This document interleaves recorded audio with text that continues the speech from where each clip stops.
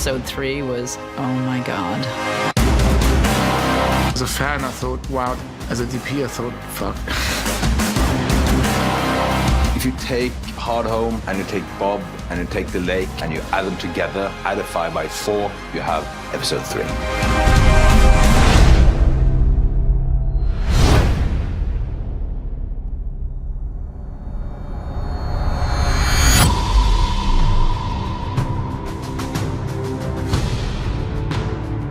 We had 11 weeks of night shooting, so that was quite a feat for any crew to go through.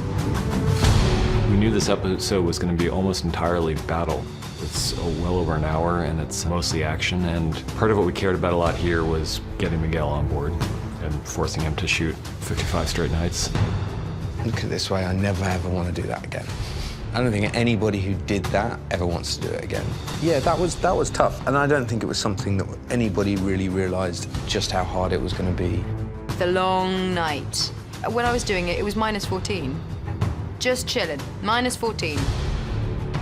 In a field. You know, it's too cold to snow. When it's too cold to snow, you know you got in trouble. Chris and the rest of the team, they were there day in, day out, where you would start your evening at 6 o'clock at night, and then you'd go home at, 5 o'clock in the morning, and it just, that's brutal. Your body never acclimates to that 100%. By like week 3, say, like people looked slightly haunted. Cast, stunts, background, crew, like everybody just looked like this is like getting into us. This is like getting into our spirits. I'm not gonna lie, it was horrible. We enjoyed the work, and I said to my guys, you might not want to do it again, but you won't regret doing it the first time. Because the product, what you've achieved, is amazing. I think the crew, they enjoyed the result is, you didn't do all this and think that's not really impressive. There's no doubt about it, it's really an impressive sequence. And I think the nights are just one of the things, we're just gonna get through this. It's just another notch in the belt of the crew on Game of Thrones, that they've done things that feel quite unique. I'm proud of everyone. I'm proud of the work that was put in. I think it was a mammoth task that we were faced with, and we did it. And it just feels incredible. That first week after night shoot, seeing the crew like smiling at the sun. What they went through was pretty stunning. And look, it's not, there's no special prize for being toughest crew, but there probably should be. Working in the pitch dark, in the rain, in the mud, it's a real testament to the entire Belfast crew who gave us something that no amount of money could ever buy.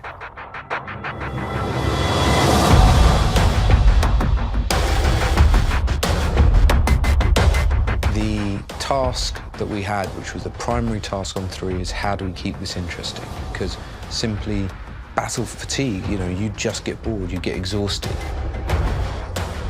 We really wanted to make sure we were telling a coherent story with the whole thing and not just having battle beat, battle beat, battle beat. There needs to be a shape to it and a propulsion to it. It became clear when we started planning it that the battle was going to be a series of concentric circles. It would be walls of defenses failing, and the dead getting closer and closer to the center and to the heart of Winterfell and taking over everything. The way that I concepted episode 3 visually was to create a color scheme that developed through the whole episode. So it starts with a moonlit night. Because the Night King brings the storm and the clouds, the moon becomes dissipated and the moonlight takes over, but in a very diffused kind of way.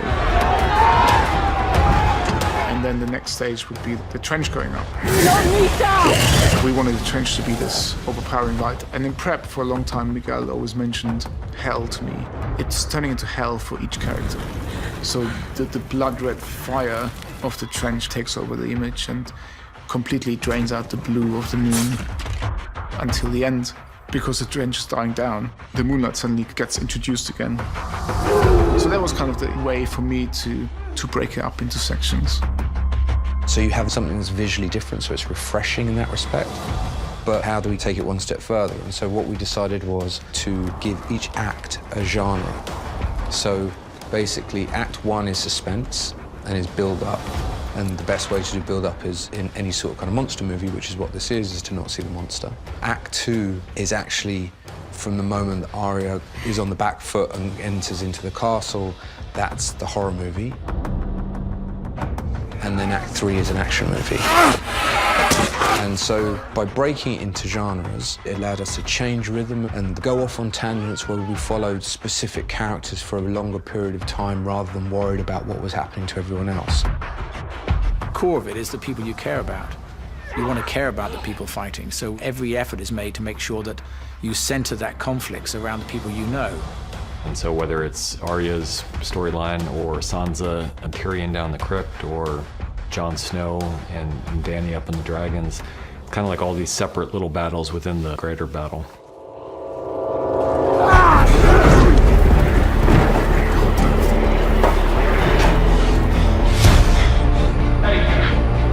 Light the torch! Light the torch! Ah, fuck. I'm sorry, I'm really sorry.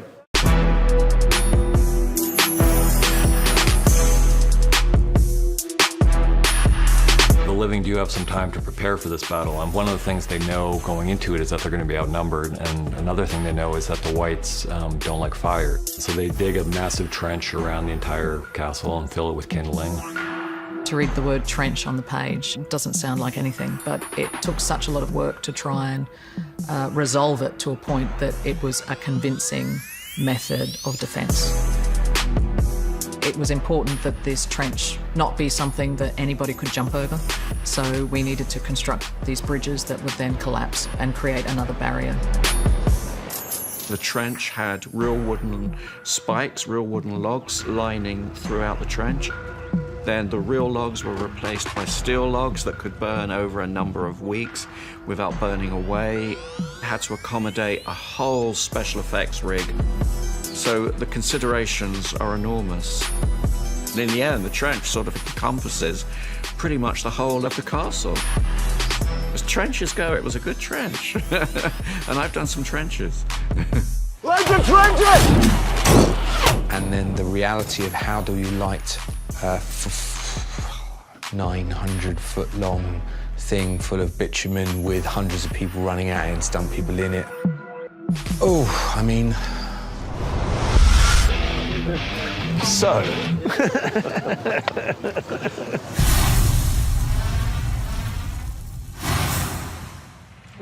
The complicated process of the trenches began with the concept of it being a first line of defence. Therefore, it had to be impressive, it had to be very big. So we had to devise a way we could produce a flame which is big enough for outside environment.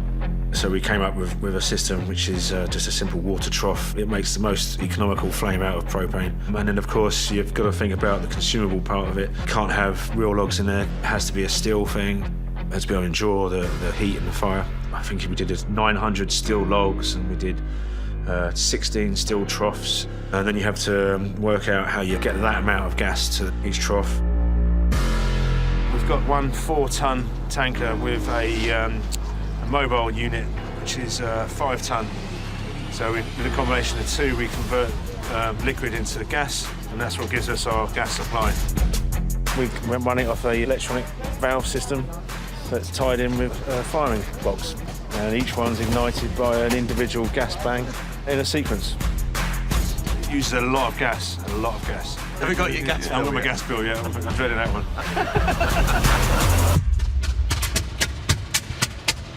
And you see the Red Priestess come out and light that trench, that would be such an extraordinary moment as it just lights around Winterfell. In terms of imagery, I always thought that was such a fantastic thing. So you really were seeing for the first time the ice and the fire meeting. So that was something that I thought was a really lovely image to establish.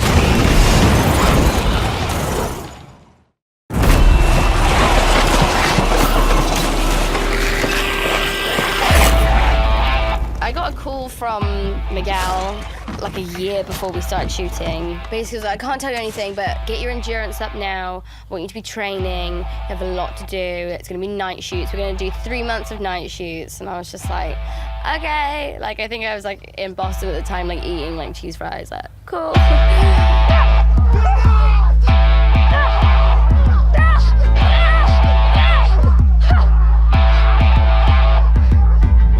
Fight through the battlements was just a real great moment, and everything that I have learned really did come down to that, and I did use every sort of skill that I'd learned in that fight. It's one thing to go on the battlements, but then over the top of Winterfell, you've got these 2 staircases that go up to the middle section of Castellation. So we thought it'd be really claustrophobic and dark and scary to be in there with whites, but that's when the full staff doesn't really work. We all know these tunnels are very small, and the last thing you want is a 5.5 or a 6 foot quarterstaff going through small little alleyways. So what I decided doing this one, be able to cut it in half, so be able to disassemble within the fight sequence, and then have 2 of them. She could use both in each hand, which was great, and it gave also then the stunts something else to play with and to train with. Yeah, because if I concentrate on doing the move, one of them does it and then the other one doesn't, and it's like... One of the incredible things about Maisie is that she's a righty.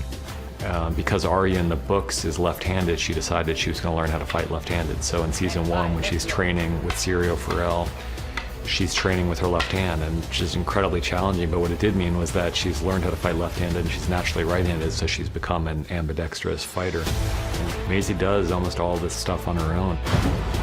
She has an excellent stunt woman for the dangerous stuff, but most of it's actually Maisie. Her coordination, and she's really quick, you know, can make changes on the spot. She's really easy to work with.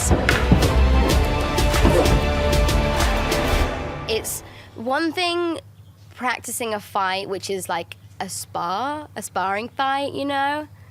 But then when you're actually fighting for your life with loads of stuntmen who like do this day to day and are not scared of anything, and they're covered in this crazy makeup and they're coming at you like, rah!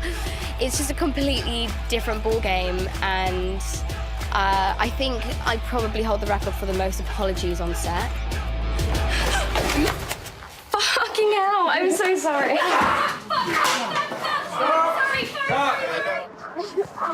Sorry, guys. They're fine. They got pads on. We knew any situation where lots of people are fighting, Arya needs to play a central role because she's one of the best at it. That's amazing, and it's a lot of fun to watch, but it's one note, and to try to play that note through the whole episode, it wouldn't have worked. So having her wounded and having her almost taken out of commission and almost rewinding the clock on who Arya Stark is would really be interesting. It would also give us a chance to change up the nature of the story we were telling.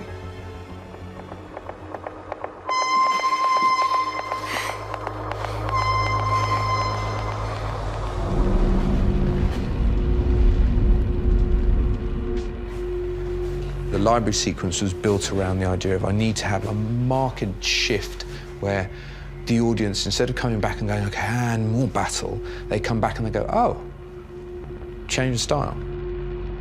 Hopefully what it does is it refreshes the audience, and they're like, you know, we want to know what's going on outside, but we're okay to be inside for a minute and slow things down. And we're also okay to be with Arya, who's suddenly, from being this incredibly confident character that she's been now for quite some time, is completely traumatized by what's happened to her. One of the things we did when we shot that sequence is we designed the library in a certain way, and then I took Maisie in there and I got 9 whites or something in there, and I gave them all a path, and then I told her she had to make her way through it without being seen. And we figured out this whole choreographed piece where everything was a near miss, and everything was just about not seeing, and everything had to be silent. And it was really fun to do.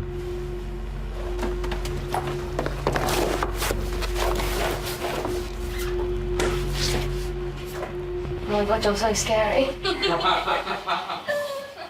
So the hero White's in the library, a gal. He was after somebody who could get themselves into quite an interesting position, but have a physique which would be a little bit unworldly, which would suggest they're dead, basically. I knew of this performer, Spanish performer, called Javier Botet, and he's double, triple jointed. He can do the most ridiculous things with his body, and he's been covered in prosthetics pretty much all his career, so I knew he was the guy that could pretty much sell it for us. From a prosthetics point of view, he's got a couple of little bits and pieces. He's got some little cheekbone appliances. We've got a few little scrapes and wounds, and then we just did this sort of airbrushed body painting on him as well, and just really accentuated all his sort of shadows and all his muscles and his bone structure, and his movement just sold it for us.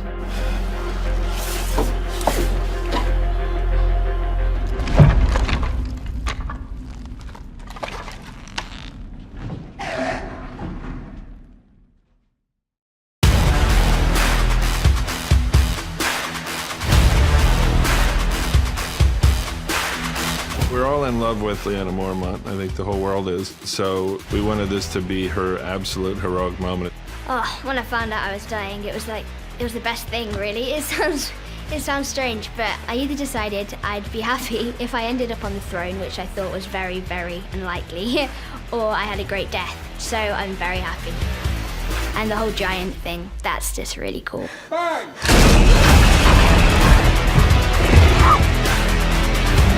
All the shots with Lyanna and Crumb were all really pretty complicated, and they all had lots of pieces to them.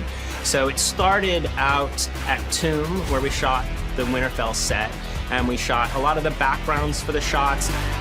And where we wanted to frame for the giant, we used this technology called in-cam, and this allowed us to play back sort of an animation of what the giant's performance would be that was synced to the camera. And so that when Sean Savage, who's the A camera operator, is operating on the day, he can actually see the giant at his proper scale in the set. So they were able to operate it as if it was a real thing. Yeah, that's better, boys. Just leave that out. The giant is real. He could be 3D, but we prefer to shoot real, organic, live photograph people wherever we can. Our giant performer, Ian White, who's 7'5", I believe, he performed all the actions of the giant in front of green screen, but we shot him in a way to double his scale. For the shots where he had to pick up Lyanna, we put tracking markers on a green doll that he picked up, and we motion captured that and would use it to drive a robotic arm, basically, to pick up our actress, Bella. And that would move her around as if she's being held by Crumb. You know, for some of those shots, there's at least 4 or 5 different elements that we've photographed at different times that will all go into making that final shot. Really, it's just bringing the lowest techs, miniature props approach, and the very highest tech, digital scaling and digital handoffs.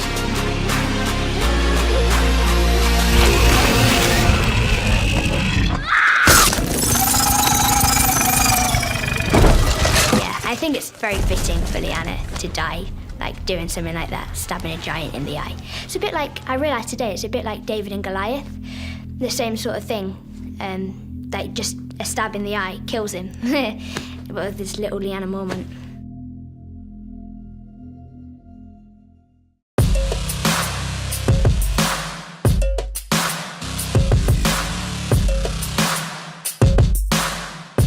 Down in the crypt becomes just a complete horror movie. It's terrifying down there. We're in a crypt. Nobody thought of that.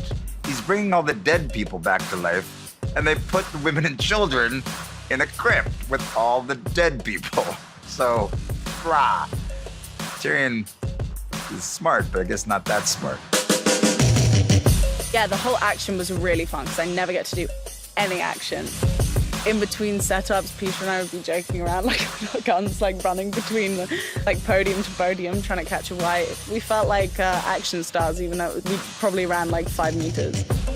With the whites in the crypt, for us that was exciting because we were going to do some really cool mummified and dried husky sort of whites. We referenced ancient mummies, we looked at corpses, and there are some tombs which have got these figures which are exactly the inspiration we were looking for, and they're these dried, wizened bodies which still have dried, encrusted skin all over them. They still have hair, and they're hundreds and hundreds of years old. They have their teeth, really, really dusty, and completely different to what we'd seen before. There was one point where I had to like run through a crowd of people and whites were coming out, and one came up to me and I actually started crying. I was so scared. Like whenever I get scared, I just cry, and it was so awful.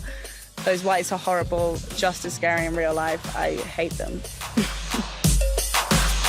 They're around dark corners, and you're like, you don't fully know where they're all coming from. I mean, everything's safe and mapped out, but it's still, you get into it, and you're just going by candlelight. We don't have any other lighting sources down there, really. It's creepy. It was fun. A week underground with dead people.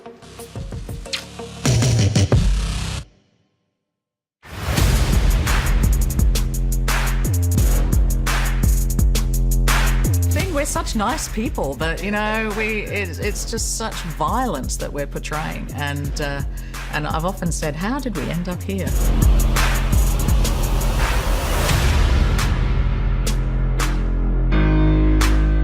I think the lesson that we learned on Battle of the Bastards was just how difficult it is to work with dead bodies, to work with these prop bodies, how expensive it is, how difficult they are to move around. So Rob Cameron and Gavin Jones, our prop maker, came up with the idea of moulding these bodies into these discs. The brief was to try and create a lightweight version of bodies as a sort of relief.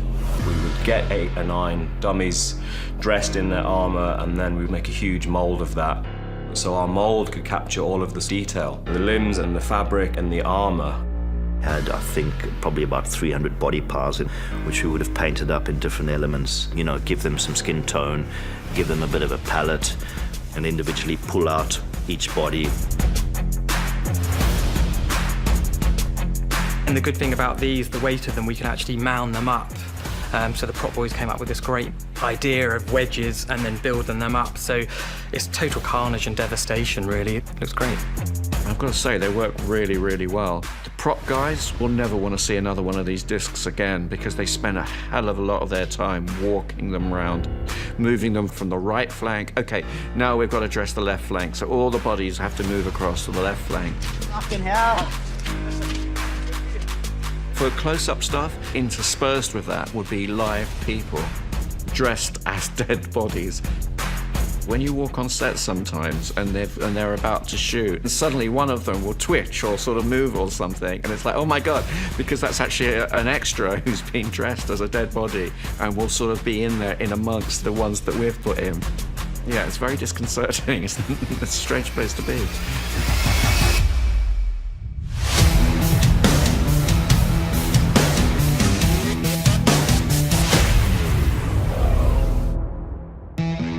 Last third of the movie, where we move into an action film, John realizes that the real task still at hand is to essentially protect Bran. No! And so he heads into Winterfell and we follow him on a journey. We've used Artemis Maxima. It's a handheld device. Either the camera operator or the grip can carry it. And then one of the camera operators will operate it remotely. You know, it's like a remote-controlled Steadicam, really. It's very clever. The camera flows through the castle and stays with the character. I think the audience are going to feel like they're traveling with them and, you know, right up front with them. That was the real kind of heart of, I think, that episode is that long sequence with all those different characters. We needed John to make his way through the courtyard and bear witness to all of the characters that we know and we care about, that he knows and he cares about, being overwhelmed. What we essentially did is we took each group of people and we gave them all a fight. They learned the fight, and then we shot the fight, and then we used little pieces of it. They were all losing battles. Yeah, I've got to do like a flippy move, but to fling my spear like around my head. I like doing that stuff. Bit of flair.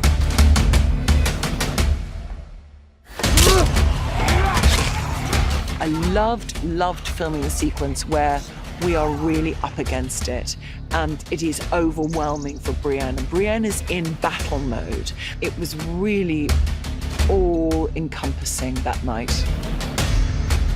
Being there was so intimidating and so, you know, we were all really panicked by how claustrophobic it was. And I think that really adds to the work. One of my highlights from that episode was standing on the pile of bodies and fighting for my life. And the funny thing was that we said to the stunt guys, if you manage to get me down, take me down. So on some takes, I died, or Tormund died. I was really fighting for my life, for Christopher's life. Strong arms now.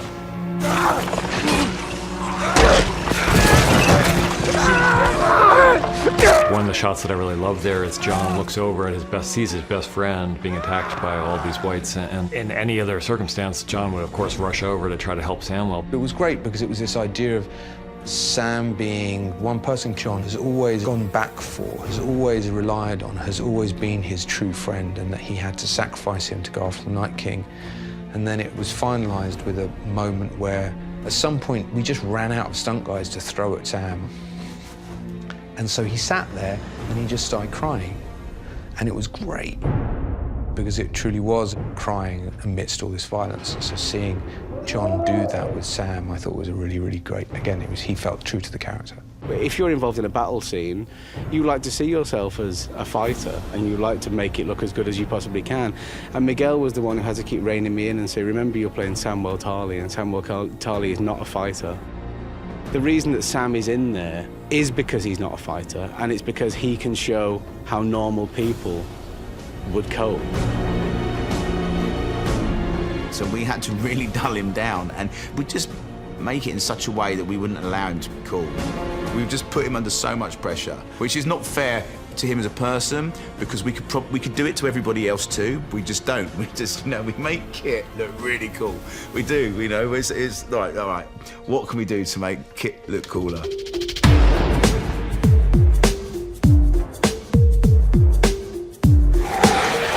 One of the most challenging shots is when we travel through the courtyard extensively, and then we head down to what we used to call the old kennels.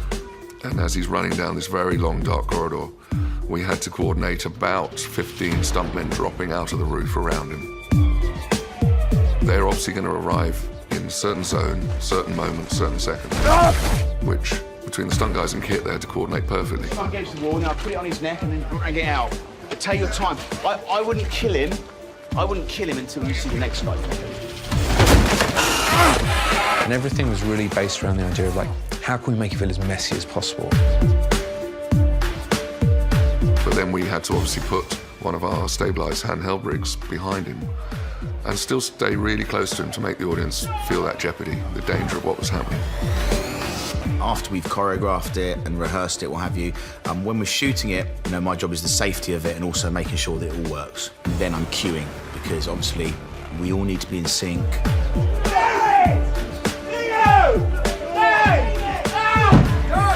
That was probably one of the greatest challenges, just to be in the right time at the right place, and it had to be in, you know, fractions of seconds to do it. And the camera did 180 round him at one point during all this chaos. And we run backwards at that point until a great big steel door is iron railings are shut right in front of these guys, you know, at the last second. And it feels like Jon Snow's just got through there, as has the camera's just got through as well. So, yeah, it's a very cool shot.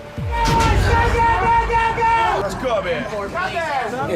Just because we fancy making you do it again. But ultimately, the key thing there was to give Kit the fight of his life, and then at the end of it, present him with an insurmountable odd, which is a dead dragon, or an undead one, or not dead.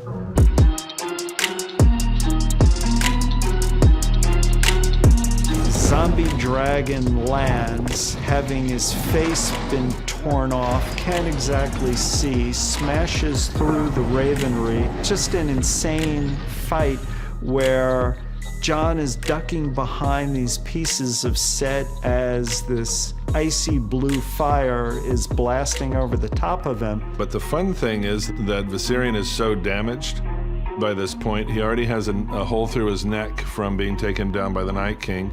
Now he's missing half his face, so he's leaking. So, you know, this blue fire is kind of leaking and shooting around. There's fire blasting all over the place, which we shoot photographically for real using a 3D motion control camera, blasting fire in a darkened stage. We actually did laser cuts for Viserion from the digital model of those openings, and then bronze casts were made and then fitted by Sam Conway and his team with fire jets. And then that was put onto this robot with the quick arm so that the fire would leak out of openings that were accurate to the dragon. There were so many moving parts in this scene because you've got the environment he's living in, which is partially the courtyard dressed and largely virtual because of the destruction that's needed to be created.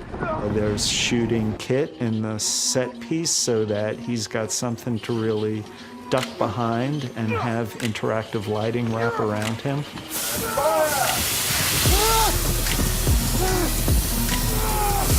We did a lot of destruction in that courtyard. We like building things, but equally we like destroying things. That's always quite good fun. So we go at it with flamethrowers, paint, earth, mud, you name it. We just take it in there and do whatever it takes to destroy the thing. I asked for a load of wood to be removed. We made a huge bonfire of it. We burn it for about a day until it's charcoaled, it's almost destroyed. Then actually you get something rather beautiful. It's rather wonderful. Just when you think that it's all over, and just when you think that Jon Snow's gonna be the hero again, we realise that Arya peers through the mist.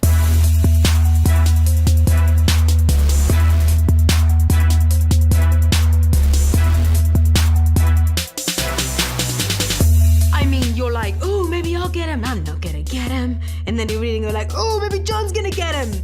Wait, he's not gonna. And I remember actually being like, whoa, and kind of applauding in my head, and then being like, yeah. And then in the read through, when Maisie was doing it, and we were all just like whooping and cheering. Yeah, it's amazing. I think Maisie thought it was super cool. Like she's like, yeah, I can kill him. Kit was really fine with it. I was pissed. I was pissed that it wasn't me killing the Night King. I would have given you like, I'd have bet you thousands before we read the finals. I was like, yeah, it's definitely me. And then they lead you on that Jon's chasing the Night King. Jon Snow has always been the hero, the one who's been the savior, but it just didn't seem right to us for this moment. It's probably 3 years now or something we've known that it was going to be Arya who delivers that fatal blow. Dan and David let me break all the Game of Thrones rules for that sequence. Majority of it is shot at 96 frames a second. It's all super slow motion. It's all heightened reality, which is not what they usually do. It was a surreal nightmare. Finally, the Night King and Bran were finding each other.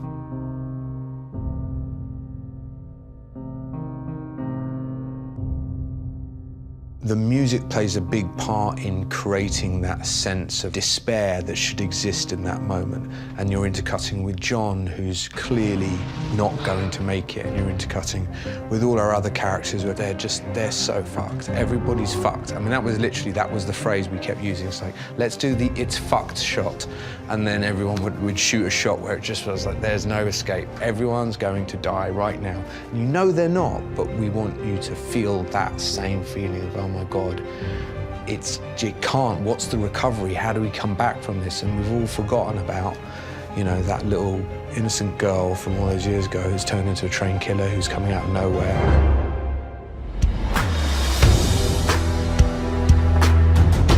Essentially, she does jump out of nowhere, and that's a wire rig. It's a wire rig we did on the location, but the location wasn't ideal. It was really hard to get a crane in there, and we've obviously got the weirwood tree.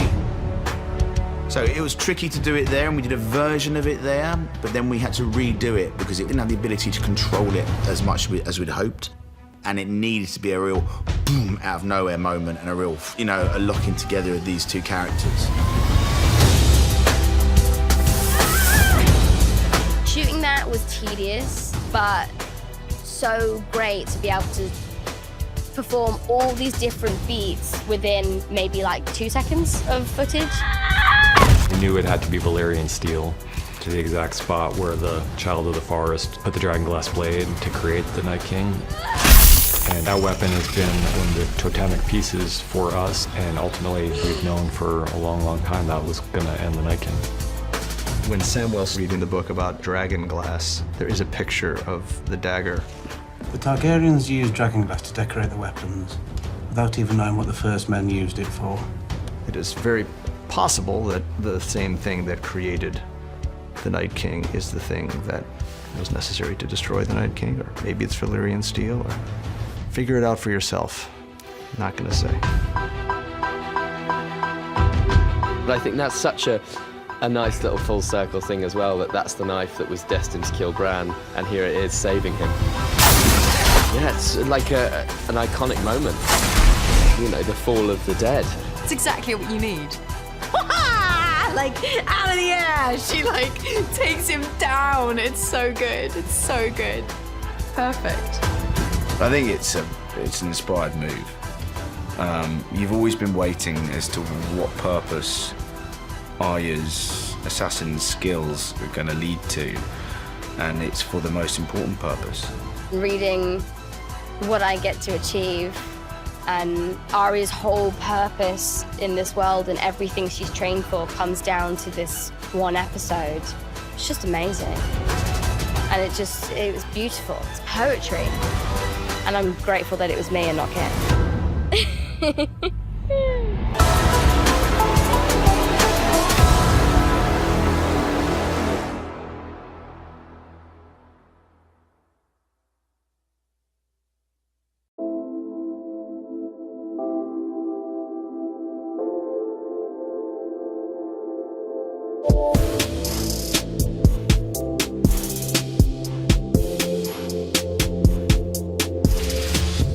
Think about Jorah. From the very first time we met him, he was with Dany, and the first time you meet him is at Dany's wedding when he's giving her the books of Westerosi history. And from that time, he's been mostly by her side. If Jorah could have chosen a way to die, it would have been protecting Dany.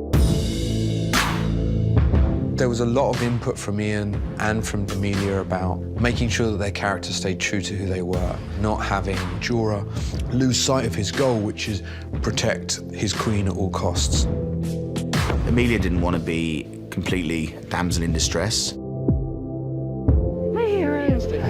She didn't feel that her character would be like that, but then we'd never seen her do anything in that vein. So we needed to make her not look like she was completely ineffective and disinterested in saving Jorah.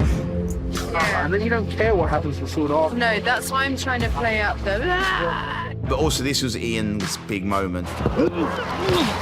We realized that all he ever wanted to do was to serve her, and all he ever wanted to do was to fight to protect her, and there had never been a moment where she more needed someone to fight to protect her than this moment.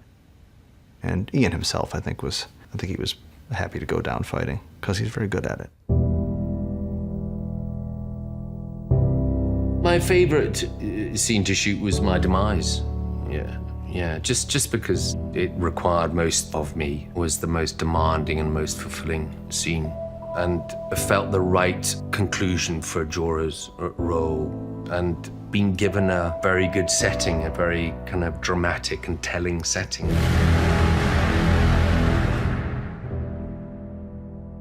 Incredible performance from Ian, and also from Amelia at the very end there as she's holding him in her arms, and just that, it's really hard to fake that kind of pure grief, and Amelia just really brought it in those moments. I think part of it was because she's such a good actress, but part of it is because she and Ian have been working together for so long and have become very, very close, and they've had so many scenes together, and it's all coming to an end, both their characters' relationship on the show, but also our time together working on the show.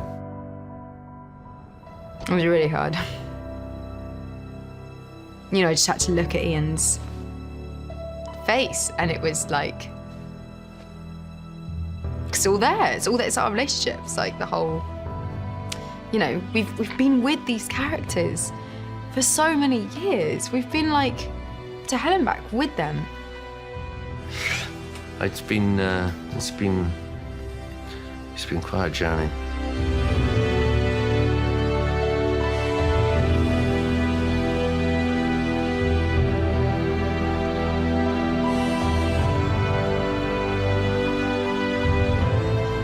No final words.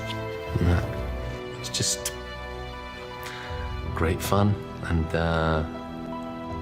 yeah, I was so really very, very chuffed to be a part of the whole mad, wonderful thing of it all.